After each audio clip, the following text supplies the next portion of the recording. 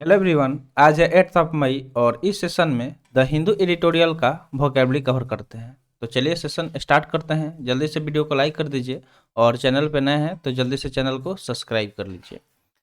और अगर आप किसी भी कॉम्पिटिटिव एग्जाम का तैयारी कर रहे हैं और आपको एक अच्छे मेंटर के साथ तैयारी करना है तो आप अनअकैडमी का सब्सक्रिप्शन ले सकते हैं। इसके लिए आप हमारा रेफरल कोड यूज कर सकते हैं जिसके थ्रू आपको मैक्सिमम डिस्काउंट मिल जाएगा। तो यहाँ पे रेफरल कोड दिया गया है +FP175। इसका जैसे ही आप यूज करेंगे जहाँ पे कोड पूछा जाता है रेफरल कोड, वहाँ पे आपको मैक्सिमम डिस्काउंट मिल जाएगा। आप देख सकते हैं यहाँ पे बहुत सारे एग्जाम का नाम दिया गया है। तो आप जो जिस भी कैटेगरी का तैयारी करना चाहते हैं आप डायरेक्टली चूज करेंगे और वहाँ से आप सब्सक्रिप्शन ले सकते हैं। तो चलते हैं आगे। जल्दी से नोटबुक और पेन लेके बैठ जाइए, साथ में जो भी वर्ड कवर कराया जा रहा है साथ में नोट करते रहना है। तो पहला वर्ड है स्कफल। स्कफल की बात करें तो यहाँ पे एक नाउन की तरह काम कर रहा है। ठीक है, ये क्या है, एक नाउन की तरह काम कर रहा है। अगर इसके मीनिंग की बात करें तो इसका मीनिंग होता है engage in A short confuse fight और स्ट्रगल एट क्लोजर क्वार्टर। यानी कि जो छोटा मोटा झगड़ा हो जाता है जिसको हाथापाई बोल सकते हैं। ठीक है, उसमें इंगेज हो जाना, उसमें क्या हो जाना, इंगेज हो जाना। जैसे छोटे बच्चे करते हैं, ठीक है, आपस में थोड़ा बहुत हाथापाई कर लेते हैं, उसको स्कफल बोलेंगे, यानी कि हाथापाई। क्या होता है, हाथापाई। आए दिन अगर आप कभी रोड पे निकलेंगे तो देख ही लेते हैं कहीं ना कहीं किसी न किसी के बाइक से, कार से थोड़ा बहुत एक्सीडेंट हो जाता है तो उसमें हाथापाई आपको देखने को मिल जाएगा। या जो छोटे बच्चे होते हैं क्लास में, वो भी अगर साथ में बैठेंगे तो आपस में हाथापाई कर लेते हैं। तो इस कपल को आप याद रख सकते हैं इजीली। बढ़ते हैं इसके सिनोनिम्स की तरफ। अगर इसके सिनोनिम्स की बात करें तो स्किर्मिश, क्लैश, फाइट या फिर बैटल हो जाएगा। ठीक है, यहाँ पे पिक्चर में देख लीजिए, दो बच्चे आपस में लड़ाई कर रहे हैं, हाथापाई कर रहे हैं, तो इसको स्कफल बोलेंगे। ठीक है, एक नाउन हो गया। स्क्रिमिश, क्लैश, फाइट, बैटल ये सारे इसके सिनोनिम्स हो जाएंगे। तो जल्दी से इसको नोट कर लीजिए, फिर आगे बढ़ते हैं।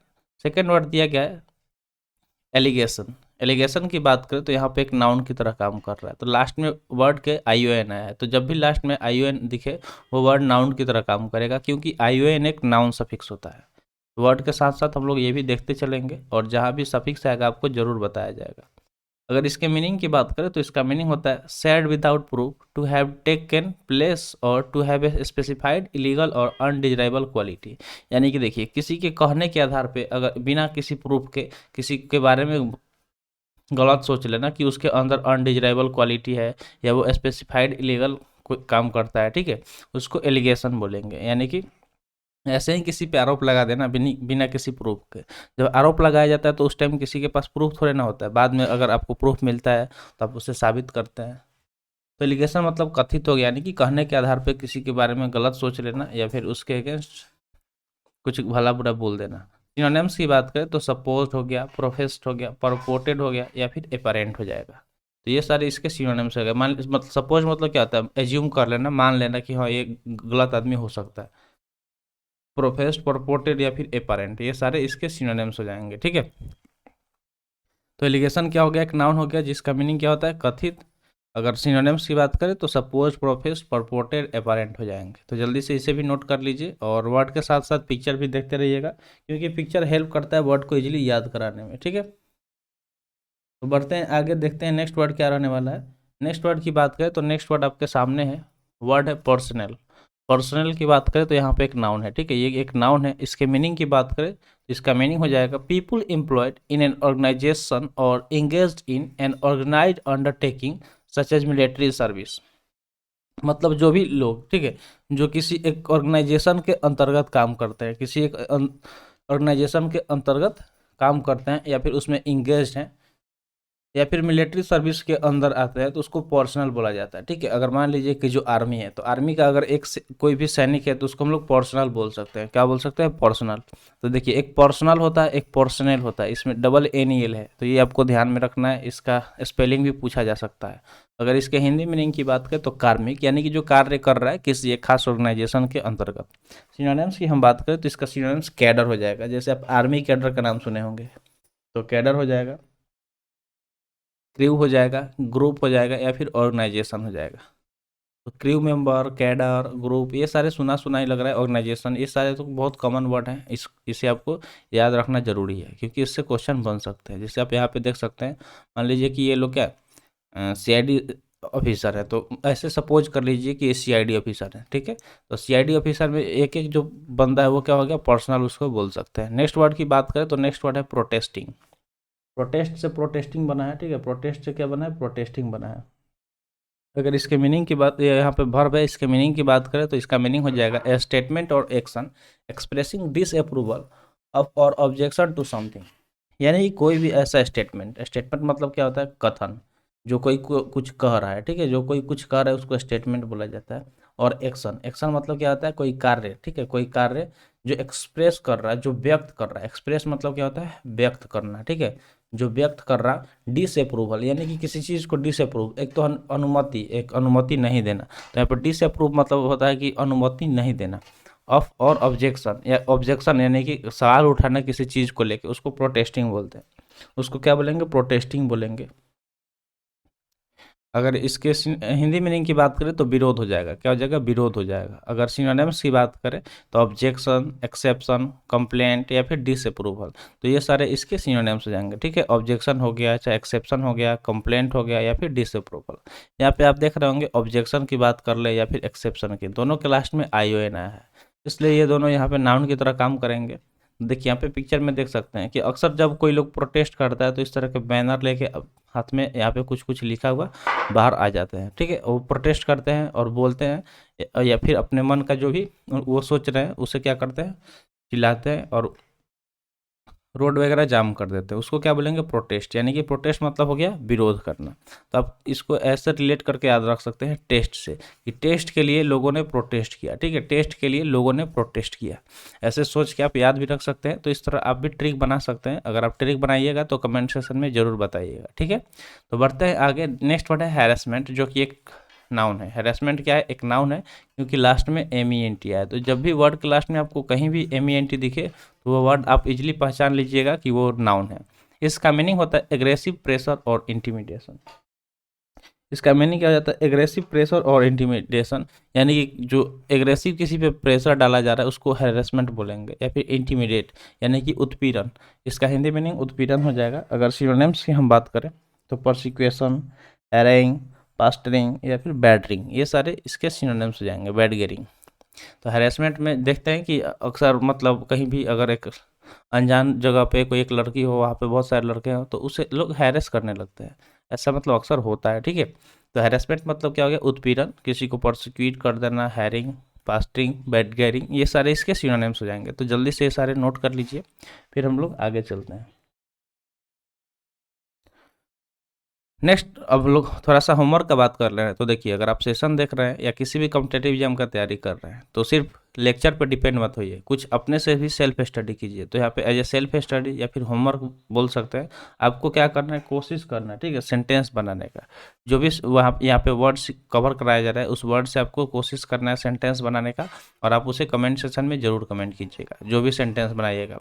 जैसे ही आप कमेंट करेंगे नेक्स्ट लेक्चर में आपका यहाँ पे कमेंट हम उसका स्क्रीनशॉट लगा देंगे और उसे साथ में डिस्कस भी कर लेंगे। तो चलिए बढ़ते हैं नेक्स्ट वर्ड की तरफ। नेक्स्ट वर्ड है डिटेंड। डिटेंड की बात करें तो डिटेंड यहाँ पे एक वर्ब की तरह काम कर रहा है, ठीक है, एक वर्ब की तरह काम कर रहा है। इसके मीनिंग की बात करें तो इसका मीनिंग होता है to force someone officially to stay in a place, यानी कि फोर्स करना किसी को, ठीक है, किसी को फोर्स कर देना कहीं रुकने के लिए ऑफिशियली, यानी कि आधिकारिक तौर पे। जैसे आप देखते होंगे कि जो भी मुजरिम होता है, ठीक है, जो क्रिमिनल वगैरह होता है, जिसके अगेंस्ट कोई FIR होता है तो उसे पुलिस फोर्स करती है ज़बरदस्ती कहाँ रखने के लिए, जेल में। तो नज़रबंद इसका हिंदी मीनिंग हो जाएगा। अगर इसके सिनोनिम्स की हम बात करें तो सरकमस्क्राइब, क्रैम्प्ड, इन प्रिजन या फिर रिस्ट्रेंड, ये सारे इसके सिनोनिम्स हो जाएंगे। जैसे आप इसके हाथ में देख सकते हैं हैंड्सकप लगा हुआ है। हैंड्सकप मतलब क्या होता है, हथकड़ी, और इसे फोर्स किया गया है जेल में रहने के लिए, ठीक है। तो ये सारे इसके सिनोनिम्स हो गए। जल्दी से इसे नोट कर लीजिए, फिर आगे चलते हैं। अगले वर्ड की बात करें तो अगला वर्ड है कंडक्टेड। कंडक्टेड बहुत बार कवर भी हुआ है, फिर भी चलिए इसको डिस्कस कर लेते हैं। तो यहाँ पे एक एडजेक्टिव की तरह काम कर रहा है। तो ये क्या कर रहा है, एडजेक्टिव की तरह काम कर रहा है। इसके मीनिंग की बात करें तो इसका मीनिंग होता है लीड बाय ए गाइड, यानी कि कोई चीज़ जो लीड किया जा रहा है किसी एक गाइड के द्वारा। जैसे मान लीजिए कि कोई एग्जाम कंडक्ट कराया जाता है, कोई भी एग्जाम अगर जिसमें आप पार्टिसिपेट करते हैं, फॉर्म डालते हैं, तो बहुत सारे एग्जाम हैं। जैसे आप भी तैयारी करते होंगे SSC, UPSC, बैंकिंग, तो सब जो भी एग्ज़ाम है सारे का अलग अलग मेन बॉडी है जो एग्ज़ाम कंडक्ट कराती है। जो अगर CGL की बात करें, CHSL की बात करें, सीपीओ की बात करें तो इन सबको कौन कंडक्ट कराता है? एसएससी। यूपीएससी को कौन, यूपीएससी किस किस एग्जाम को कंडक्ट कराता है? तो एनडीए ले लीजिए, सीडीएस ले लीजिए, सीएपीएफ ले लीजिए, इस तरह का बहुत सारा एग्जाम है जिसे यूपीएससी कंडक्ट कराती है। ऐसे ही एनटीए है, तो एनटीए क्या करती है? बहुत सारे एग्जाम कंडक्ट कराती है, लाइक सीटेट हो गया, सीयूईटी हो गया, ठीक है, जेई हो गया। तो इन सब एक जो यहाँ पे आप देख रहे हैं यूपीएससी, एसएससी, एनटीए, ये सारे क्या है? कंडक्टिंग बॉडी है जो क्या करता है? गाइड करता है या लीड करता है किसी एग्जामिनेशन को। तो चलिए समझ गए होंगे इसका मीनिंग। अब देख लेते हैं इसका हिंदी मीनिंग। तो संचालित होता है, यानी किसी चीज़ को जो संचालित करता है उसको उसे कंडक्टेड बोलेंगे। सिनोनिम्स की बात करें तो मैनेज, डायरेक्ट, रन या फिर कंट्रोल हो जाएगा। यानी कि कोई जो मैनेज कर रहा हो किसी चीज़ को, डायरेक्ट कर रहा हो यानी कि निर्देश दे रहा हो, उसे चला रहा हो, नियंत्रित कर रहा हो, तो उसको कंडक्टेड बोलेंगे, जैसे आप देख सकते हैं यहाँ पे पिक्चर में। नेक्स्ट वर्ड की बात करें तो नेक्स्ट वर्ड यहाँ पे दिया गया है एडिक्वेट, जो कि एक एडजेक्टिव की तरह काम कर रहा है। ये क्या कर रहा है? एक एडजेक्टिव की तरह काम कर रहा है। अगर इसके मीनिंग की बात करें तो इसका मीनिंग होता है सेटिस्फैक्ट्री और एक्सेप्टेबल इन क्वालिटी ऑफ और क्वांटिटी। कोई चीज़ जो क्या हो? सेटिस्फैक्ट्री हो, जिससे मतलब आप सेटिस्फाई हो जाए, या फिर एक्सेप्टेबल हो, यानी कि आप उसे एक्सेप्ट कर रहे हैं, सहमत हैं उस चीज़ से, चाहे वो क्वालिटी में हो या फिर क्वांटिटी में, ठीक है, चाहे वो क्वालिटी में हो या फिर क्वांटिटी में, तो उसको क्या बोलेंगे? एडिक्वेट। एडिक्वेट मतलब समझ लीजिए कि पर्याप्त, कोई चीज़ जो क्या हो? पर्याप्त हो, इनफ हो आपके लिए, उसको एडिक्वेट बोलते हैं। अगर सिनोनिम्स की बात करें तो एक्सेप्टेबल, कैपेबल, कॉम्पिटेंट या फिर डिसेंट, ये सारे इसके सिनोनिम्स हो जाएंगे, ठीक है। एक्सेप्टेबल, कैपेबल, कॉम्पिटेंट, डिसेंट, ये सारे इसके सिनोनिम्स हो जाएंगे। जैसे यहाँ पे पिक्चर में खाना का दिखाया गया कि मान लीजिए कि आपका भूख है, आपको भूख है, ठीक है, आपको एक प्लेट खाने का भूख है और आपके सामने 2 प्लेट खाना परोस दिया गया, तो आपके लिए क्या है? इनफ है, यानी कि आप उससे खा के सेटिस्फाइड हो जाएंगे। या फिर आपका फेवरेट फूड आपको मिल गया तो उससे भी आप क्या हो जाएंगे? सेटिस्फाइड हो जाएंगे। या फिर वो आपके लिए एडिक्वेट होगा। तो एडिक्वेट मतलब समझ गए, पर्याप्त होता है, ठीक है। चलते हैं आगे, देखते हैं नेक्स्ट वर्ड क्या है। नेक्स्ट वर्ड है सस्टेन, जो कि एक एडवर्ब का काम कर रहा है। यहाँ पे सस्टेन यहाँ पे एक एडवर्ब की तरह काम कर रहा है। इसका मीनिंग होता है the ability to be maintain at a certain rate और लेवल, यानी कि ऐसी योग्यता। एबिलिटी मतलब क्या होता है? योग्यता होता है, ठीक है, जिसमें मतलब मेंटेन कर रहे हैं किसी चीज़ को, किसी एक खास रेट या स्तर। रेट मतलब क्या होता है? दर, किसी एक दर पे या स्तर पे, स्तर, ठीक है, लेवल मतलब स्तर पे उसको मेंटेन करके रख रहे हैं, ठीक है, तो उसको क्या बोलेंगे? सस्टेन बोलेंगे। यानी कि इसका हिंदी मीनिंग निरंतरता हो जाएगा, ठीक है, निरंतरता, यानी किसी चीज़ को कंटिन्यू करके रख रहे हैं उसी लेवल पे, उसको क्या बोलेंगे? सस्टेन। अगर इसके सिनोनिम्स की हम बात करें तो कंटिन्यूअस, वायबल, फिजिबल या फिर अनसीजेबल, ये सारे इस अनसीजिंग, ये सारे इसके सिनोनिम्स हो जाएंगे। कंटिन्यूअस में आप देख रहे होंगे ओ यू एस आया, तो जब भी वर्ड के लास्ट में ओ यू एस दिखे वो वर्ड एडजेक्टिव की तरह काम करता है। यहाँ पे वायबल में बी एल ई आया है, ठीक है, तो बी एल ई वाला भी वर्ड क्या होता है? एडजेक्टिव की तरह काम करता है। यहाँ पे फिजिबल हो गया, अनसीजिंग हो गया, तो ये सारे इसके सिनोनिम्स हो गए। तो आई होप आपको समझ में आ गया होगा सस्टेन वर्ड। बढ़ते हैं नेक्स्ट वर्ड की तरफ। नेक्स्ट वर्ड है सर्वाइलेंस, जो कि एक नाउन की तरह काम कर रहा है। तो आप जब भी कहीं बैंक में जाते होंगे, ठीक है, बैंक में गए, मॉल में जाएंगे, जब कोई बड़ा मॉल होगा वहाँ जाएंगे, तो वहाँ पे लिख देखिएगा, कहीं लिखा होगा you are under, you are you are under, ठीक है, you are under CCTV surveillance, ठीक है, you are under CCTV surveillance लिखा होगा। तो सर्वाइलेंस मतलब क्या होता है? और हिंदी में भी लिखा रहता है कि आप CCTV कैमरे के निगरानी में हैं। तो सर्वाइलेंस मतलब क्या होता है? निगरानी, यानी कि आपका निगरानी कौन कर रहा है? CCTV कैमरा, वो आपको देख रहा है, आप पे नज़र रखे हुआ है। तो सर्वाइलेंस मतलब होता है close observation, specially of A suspected spy और क्रिमिनल। तो मॉल वगैरह में इसीलिए रखा जाता है कि लोग आए सामान चोरी करके ना चला जाए, क्योंकि ऐसा अक्सर देख होता है कि कैमरा नहीं रहता है तो लोग कुछ चीज़ें पॉकेट में डाल लेंगे और ऐसे ही बाहर निकल जाएंगे, ठीक है। तो इन सब चीज़ों को नज़र रखने के लिए इन सब चीज़ों पे CCTV कैमरा का यूज किया जाता है। तो आजकल हर जगह देखिएगा तो CCTV कैमरा लगा हुआ है। सर्वाइलेंस मतलब क्या होगा? कि किसी चीज़ का निगरानी करना, नज़र रखना, ध्यान देना उस पर, ठीक है। सिनोनिम्स की बात करें तो ऑब्जर्वेशन, स्क्रूटिनी, इंस्पेक्शन या फिर मॉनिटरिंग हो जाएगा। तो जल्दी से इसे नोट कर लीजिए कि सर्वाइलेंस मतलब क्या होता है। जैसे आप यहाँ पे पिक्चर में देख सकते हैं कि CCTV कैमरा का फोटो दिखाया गया है। ये क्या है? CCTV कैमरा है। तो जब भी आप CCTV कैमरा देखें वहाँ पे थोड़ा सा सतर्क रहिए, कोई भी गलत उटपटांग काम नहीं कीजिए, वरना आप भी वायरल हो सकते हैं। तो चलिए बढ़ते हैं आज के लिए इतना ही। आज का सेशन यहीं पर समाप्त हुआ। सेशन कैसा लगा कमेंट सेक्शन में ज़रूर बताइएगा। तो मिलते हैं फिर अगले वीडियो में। Thanks for watching. जय हिंद।